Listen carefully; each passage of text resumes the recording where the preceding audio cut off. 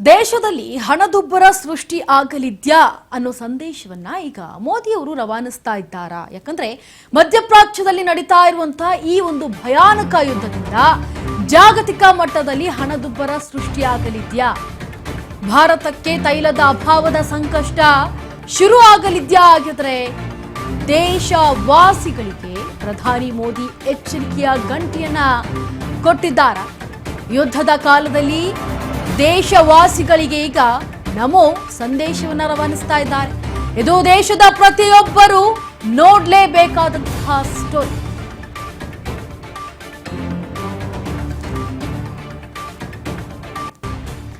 ನೋಡಿ, ದೇಶದಲ್ಲಿ ಹಣದುಬ್ಬರ ಯಾವ ರೀತಿಯಾಗಿ ಸೃಷ್ಟಿಯಾಗುತ್ತೆ ಅನ್ನೋದಕ್ಕೆ ಮೋದಿ ಅವರು ಮಾಡಿದಂತಹ ಈ ಒಂದು ಭಾಷಣ ಎಲ್ಲರನ್ನ ಆತಂಕ ಮೂಡಿಸುವಂತಹ ಮತ್ತೆ ಚಿಂತೆಗೆ ದೂಡುವಂತಹ ದಾರಿಯಾಗಿದೆ ಅಂದ್ರೆ ತಪ್ಪಾಗ್ಲಾರ್ದು. ಯಾಕಂದ್ರೆ ಭಾರತಕ್ಕೆ ಬರುವಂತಹ ತೈಲದ ಅಭಾವ ಈಗ ಜಾಸ್ತಿ ಆಗ್ತಾ ಇರೋದ್ರಿಂದ ಸಂಕಷ್ಟ ಎದುರಾಗುತ್ತಾ ನಮ್ಮ ದೇಶಕ್ಕೆ ಅನ್ನೋ ಚಿಂತೆ ಎಲ್ಲರಲ್ಲೂ ಕೂಡ ಸೃಷ್ಟಿಯಾಗ್ತಾ ಇದೆ.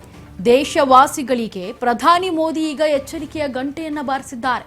ಯುದ್ಧದ ಕಾಲದಲ್ಲಿ ದೇಶವಾಸಿಗಳಿಗೆ ನಮೋ ಈಗ ಈ ಒಂದು ಭಾಷಣದ ಮುಖಾಂತರ ಸಂದೇಶವನ್ನ ರವಾನಿಸಿದ್ದಾರೆ.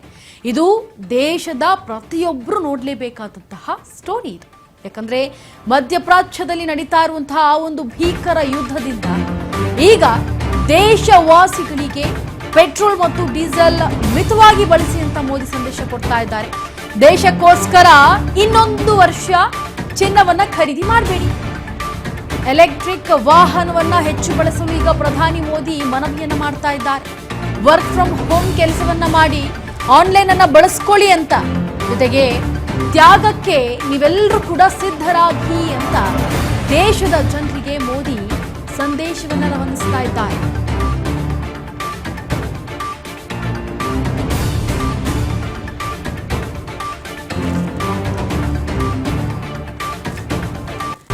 ನೋಡಿ, ದೇಶವಾಸಿಗಳಿಗೆ ಮತ್ತೆ ಎಚ್ಚರಿಕೆಯ ಗಂಟೆಯನ್ನ ಬಾರಿಸ್ತಾ ಇದ್ದಾರೆ ಮೋದಿ. ಯಾಕೆ ಅಂತಂದ್ರೆ ಈಗ ಪೆಟ್ರೋಲ್ ಮತ್ತೆ ಡೀಸೆಲ್ ಮಿತವಾಗಿ ನೀವು ಬಳಸಿದ್ರೆ ನಮ್ಮ ದೇಶಕ್ಕೆ ಒಂದು ರೀತಿ ಎಲ್ಲೋ ಒಂದು ರೀತಿ ಬಲ ಬರುತ್ತೆ. ಅದಕ್ಕೆ ಸಂಬಂಧಪಟ್ಟಂತೆ ನಾವು ಎಲ್ಲವನ್ನೂ ಕೂಡ ಸರಿಪಡಿಸಬಹುದು ಅನ್ನೋ ನಿಟ್ಟಿನಲ್ಲಿ ದೇಶಕ್ಕೋಸ್ಕರ ಇನ್ನೊಂದು ವರ್ಷ ನೀವು ಚಿನ್ನವನ್ನ ಖರೀದಿ ಮಾಡಬೇಡಿ ಅಂತ ಹೇಳ್ತಿದ್ದಾರೆ.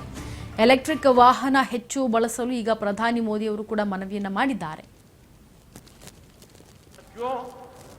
ऐसे ही खाने के तेल का भी है, इसके आयात के लिए भी बहुत बड़ी मात्रा में हमें विदेशी मुद्रा खर्च करनी पड़ती है.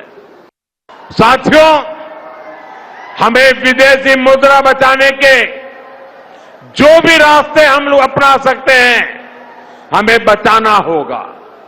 साथियों, गोल्ड यानी सोने की खरीद एक और पहलू है जिसमें विदेशी मुद्रा बहुत अधिक खर्च होती है.